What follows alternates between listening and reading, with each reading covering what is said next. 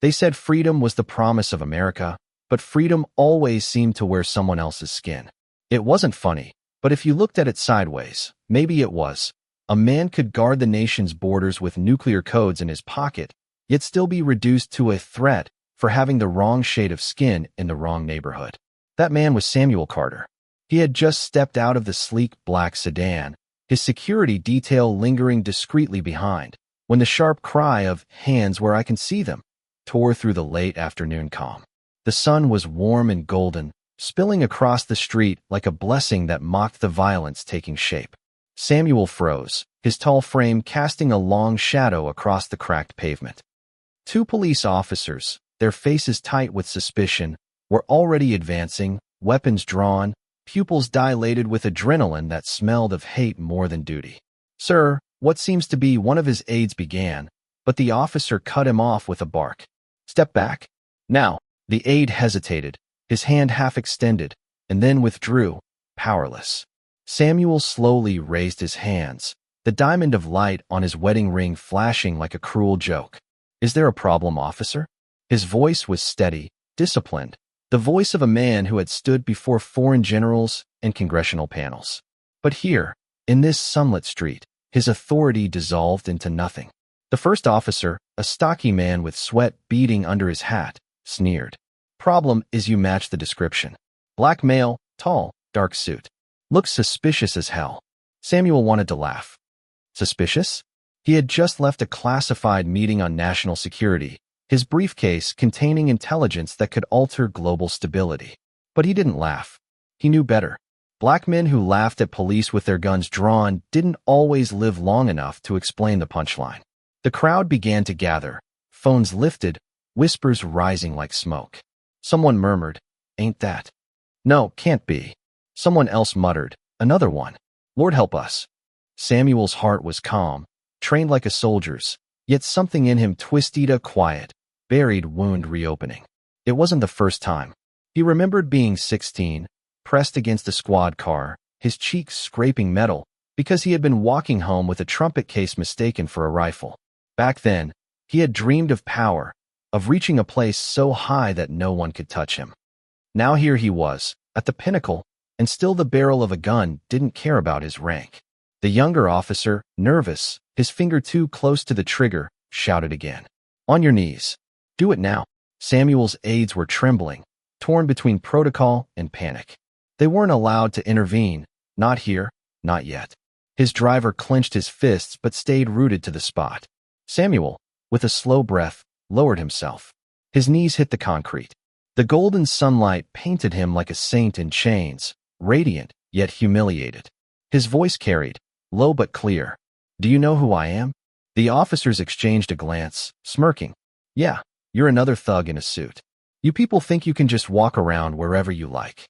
A ripple ran through the crowd. Someone gasped. Someone else raised their phone higher. The silence deepened, heavy with disbelief. Because one person recognized him. Then another. Whispers turned into murmurs. "That's Carter. Secretary Carter. The Secretary of Defense." The officers didn't hear or refuse to. Samuel kept his gaze fixed on them, unwavering. Inside him burned not rage, but a profound sadness. For all the medals on his chest, all the decisions made in war rooms, all the nights spent protecting a nation that doubted him, here he was reduced to a target. His mind spiraled, not into fear, but into memory. He thought of his mother, who used to say, "Son, you can be anything in this country, but don't ever forget, to some people, you'll always be just black." He thought of the soldiers who saluted him without question, white, black, brown, who followed his commands into battle without hesitation. He thought of the irony, that he could command armies abroad, but could not command the humanity of two men at home. The sunlight shifted, casting the officers' faces in stark relief: sweat, fury, and something uglier, the unspoken conviction that their guns made them gods. Samuel inhaled, steady as a mountain. He knew the story was no longer his alone. Every camera lens, every trembling witness, every whisper of his name, they were writing it too. And in that silence, with his knees pressed against unforgiving concrete, Samuel Carter decided something. He would not let this moment end in silence or death. It would end in truth. The whispers in the crowd grew louder, spreading like fire through dry grass. Some people pressed forward, their phones raised higher, catching the golden glare of the sun off the polished barrels of the officers' guns. Others pulled their children back, frightened, torn between the instinct to protect and the need to witness. No one wanted to miss this moment. No one wanted to be the one who blinked when history cracked open. One man, a young journalist named Malik, shouldered his way forward. His camera lens caught Samuel's face, every line carved by years of discipline, every trace of quiet dignity. He knew that look. It wasn't just fear or defiance. It was something greater, something that carried weight beyond the street. Malik's gut tightened. He whispered, almost to himself, "That's him. That's Secretary Carter." The younger officer jerked his head toward the crowd. "Back up, all of you. This is police business." His voice shook, not from fear of the people, but from fear of losing control. Samuel's chest rose and fell steadily. He could see the tremor in the young officer's hand, the way his finger twitched against the trigger. One wrong move, one cough, one camera flash, one slip of control, and it would all be over. He heard his aide whisper behind him, "Sir, please say something. They don't know who you are." But Samuel stayed silent for a moment longer. Silence had power. Silence made the officers sweat. Silence turned the crowd restless. He wanted them to feel the moment was bigger than them, that the world was watching, that the golden light spilling across this street was not theirs to command. Finally, he spoke, his voice low but resonant. "Officer, I am Samuel Carter. I serve this nation. You should know who I am before you decide what comes next." The older officer snorted. "Yeah? And I'm the president. Don't play games." His gun never wavered. But the crowd shifted again. A woman near the front shouted, "That's the Secretary of Defense, you idiot. I've seen him on the news." Another voice added, "Check your damn phone. That's him." The younger officer blinked, his jaw tightening. He glanced at his partner, but the older man shook his head violently, refusing to break. "No, don't listen. It's a trick. He's just trying to scare us." Malik's voice cut through, firm and clear. "I'm live streaming this. The whole country is watching right now. If you shoot him, you'll answer to more than a courtroom." A ripple of panic flickered in the younger officer's eyes. He shifted, his stance faltering. But the older one leaned harder into his hatred. His voice rose, ugly and raw. "I don't care who he says he is. He's not above the law. None of them are." Samuel's hands remained steady in the golden light. But inside, a storm brewed. Not fear for his life. He had faced death in war zones, in hostile skies, in moments where bombs whispered from the dark. No, this was deeper. It was the despair of knowing that in his own land, with all his medals, his rank, his sacrifices, he was still nothing but a target. He thought of his soldiers again, young men and women, some not even 20, who had looked him in the eye and seen only a leader, not a color. He thought of the folded flags delivered to mothers who would never see their children again. And here were two men, sworn to protect the same flag, turning it into a weapon. "Sir," his aide whispered again, desperate, "let us call in backup. Let us—" No, Samuel's voice cut like steel. "Not yet." Because Samuel Carter understood something they didn't. This wasn't just about him anymore. This was a mirror, a truth America didn't want to see but couldn't keep hiding. He wasn't going to end it with a badge flashing or security stepping in. He wanted the world to see the raw injustice. He wanted the lie of equality to burn in the sunlight where no one could deny it. The crowd was restless now, torn between horror and outrage. A teenager shouted, "Let him go." Another voice cried, "Shame." The word spread, a chant, hesitant at first but growing louder. "Shame, shame, shame." The younger officer's hands shook visibly now. Sweat rolled down his temple. His breathing grew ragged. He glanced again at his partner, who barked, "Don't you dare drop that gun." But Samuel caught the young officer's eyes. For a brief second, their gazes locked. Samuel didn't speak, didn't plead. He simply looked, steady and human, with the weight of centuries in his eyes. And in that look, something cracked. Doubt. Fear. Humanity fighting to claw its way back through the uniform. The chant grew louder. Cameras clicked. Live feeds streamed across thousands of screens. People watching at home shouted at their televisions, gasped in horror, screamed into the silence of their living rooms. Some wept, others cursed, others simply stared, unable to believe. And still Samuel knelt, golden light crowning his shoulders, as if fate had chosen this street, this hour, to bare its teeth. Then a voice rose above the chaos.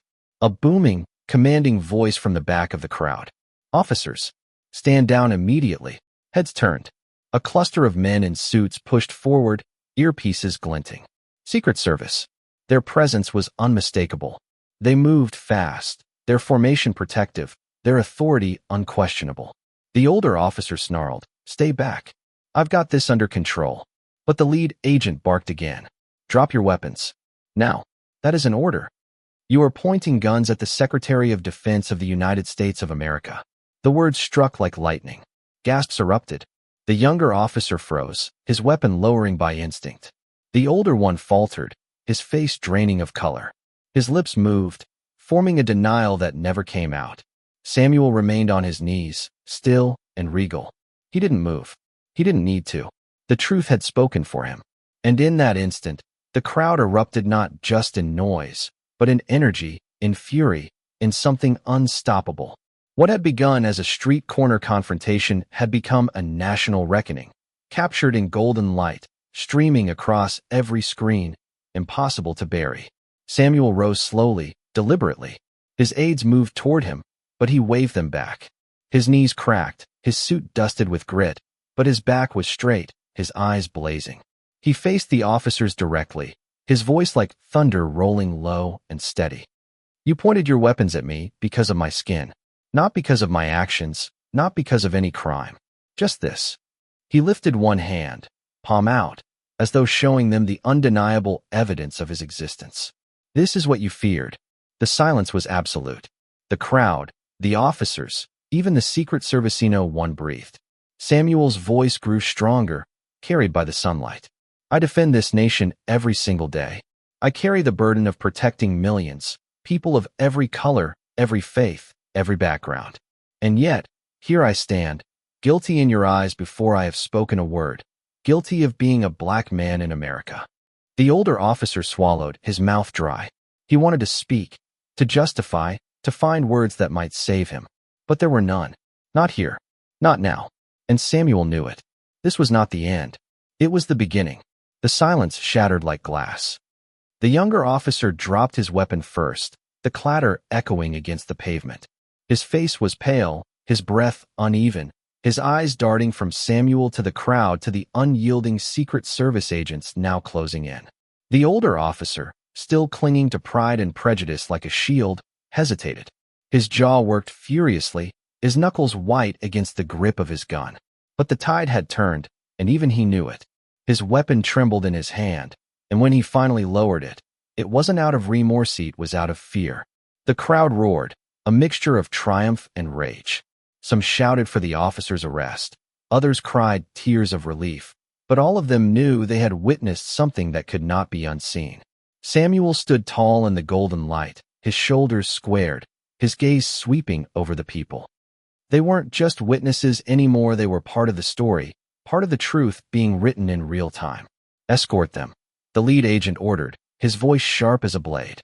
Two Secret Service men stepped forward, seizing the officer's weapons with cold efficiency. The younger one complied without resistance, his hands trembling as though the gun had burned him. The older one protested, "This is a mistake. We were doing our job." But no one listened. Not anymore.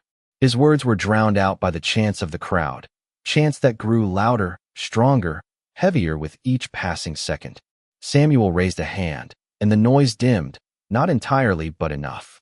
His voice carried easily, calm and commanding. "Let them speak. Let them be seen. Their actions have already told the truth louder than their words ever could." The older officer's face twisted in bitterness. "You think you're special? You think your title means you're above suspicion? We didn't know who you were. We saw a man who matched a description, and we acted. That's what we do." Samuel's eyes narrowed, his voice steady but laced with steel. "No, you didn't act on a description. You acted on a belief. A belief carved into you so deep you don't even see it anymore. You saw my skin, and that was enough to draw your weapon. You saw my height, my presence, and instead of asking questions, you assumed guilt. That is not doing your job. That is betraying your oath." The crowd erupted in agreement. their voices surging like waves against a crumbling wall. The older officer tried to shout back, but the words tangled in his throat. The younger one stared at the ground, shame dripping from his silence. Samuel didn't linger on them. He turned back to the people, to the cameras still streaming every second. His heart pounded not from fear, but from the knowledge that this moment was no longer his alone. It belonged to every man, woman, and child who had felt the sting of prejudice, who had been reduced to their skin tone, who had been told without words that they did not belong. "This is not about me," he declared, his voice rising with conviction. "It is about us. About every citizen who has ever knelt on concrete not out of guilt, but because a gun told them they had no choice. About every mother who has waited for a child to come home and prayed they would not be stopped on the wrong street at the wrong time. About a nation that promises freedom and equality but still allows fear to write its laws in flesh and blood." Gasps and murmurs rippled through the crowd. People nodded, some with tears streaming, others with fists clenched in anger. Malik, the young journalist, captured every word, knowing the speech would ricochet across the country before nightfall.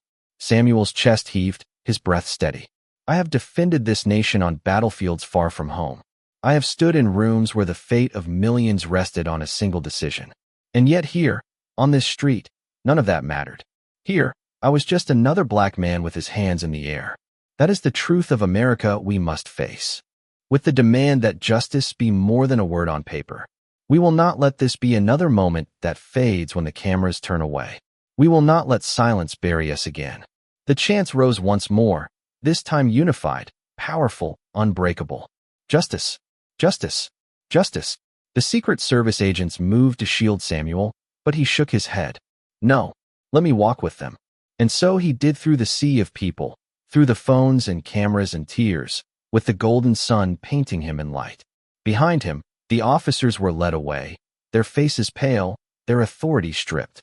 Ahead of him, the crowd parted like water, creating a path not just for a man but for a movement. Samuel knew the night would bring consequences.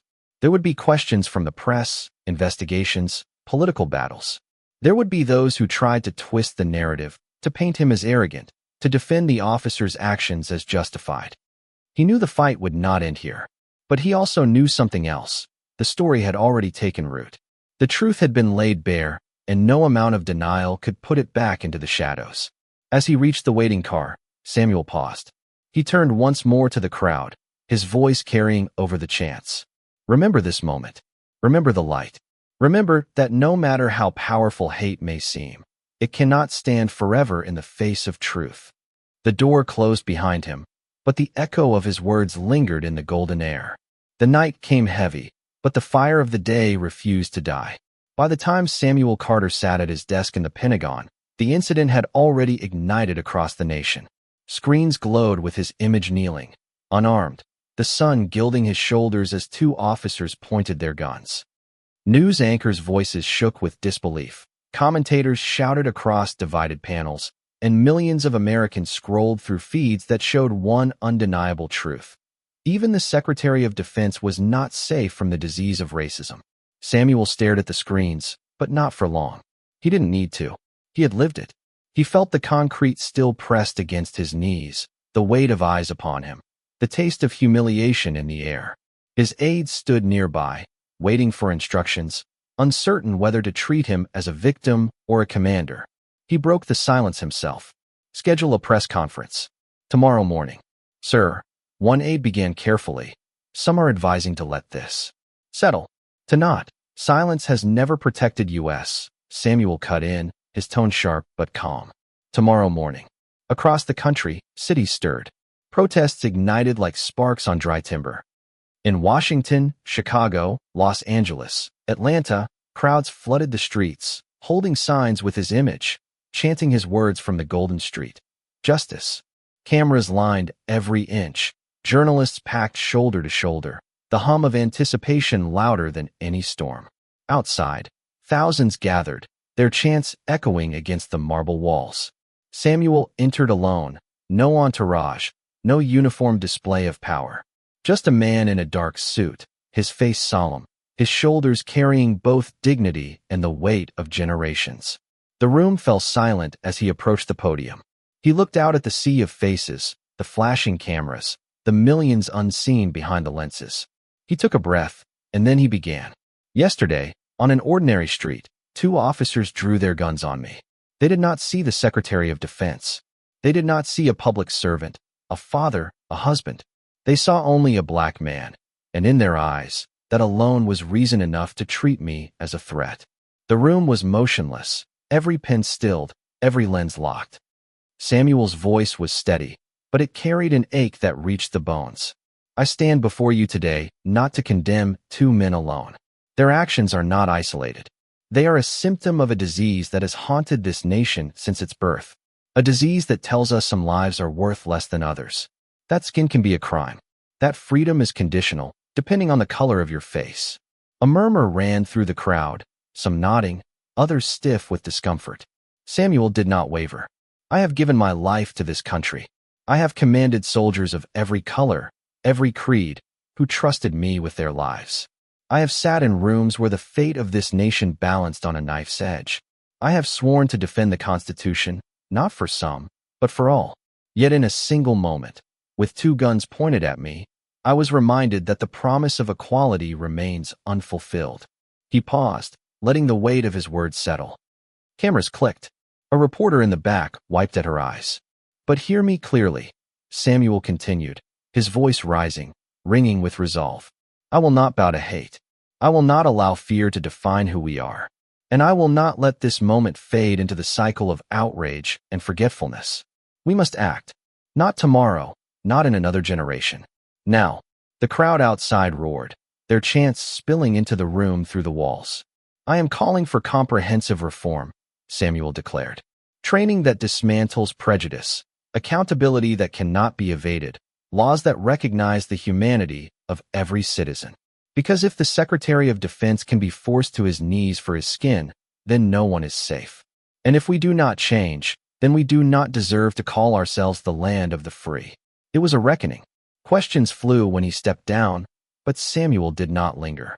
His message had been delivered, sharp and unshakable. The rest would be decided not in words, but in actions. The days that followed were a storm. Protests swelled, some met with peace, others with violence. Politicians scrambled, some condemning the officers, others twisting themselves into knots of denial. The video of Samuel on his knees played on endless loops, dissected, debated, immortalized. Children drew his image in chalk on sidewalks. Teachers quoted his speech in classrooms. Soldiers wrote to him, letters filled with pride and shame in equal measure. The two officers faced trial, their faces hollow under the relentless glare of the nation. The younger one broke down, confessing on camera that he had acted out of fear he didn't understand until it was too late. The older one refused remorse, clinging to his bitterness, but even his words could not drown out the truth that had been laid bare. For Samuel, the battle stretched on. He testified before Congress, stood in town halls, sat with grieving families who saw in him both a leader and a reflection of their own pain. He carried the burden not just of his own humiliation, but of centuries of voices demanding justice. And through it all, the golden light of that day lingered. It became a symbol, a reminder that even in the harshest moment of injustice, dignity could shine. Months later, as he stood once more before a crowd not in humiliation this time, but in hope, Samuel spoke words that would echo far beyond his lifetime. We are not defined by the guns pointed at us, but by the truth we refuse to surrender. We are not measured by the hate we endure, but by the justice we demand. And though the road is long, though the weight is heavy, we will not stop until the promise of America belongs to all of us. The crowd erupted, not in anger this time, but in unity. Strangers held hands. Voices rose together. The chant was no longer shame or justice. It was a single word, thunderous and unbreakable. Together, together, together. And as Samuel Carter looked out at the sea of faces, bathed in the glow of a setting sun that painted the world in gold, he knew this was not an ending. It was the beginning of a truth that could no longer be denied. Thank you for listening. If you find it interesting, please like and subscribe to follow the next stories.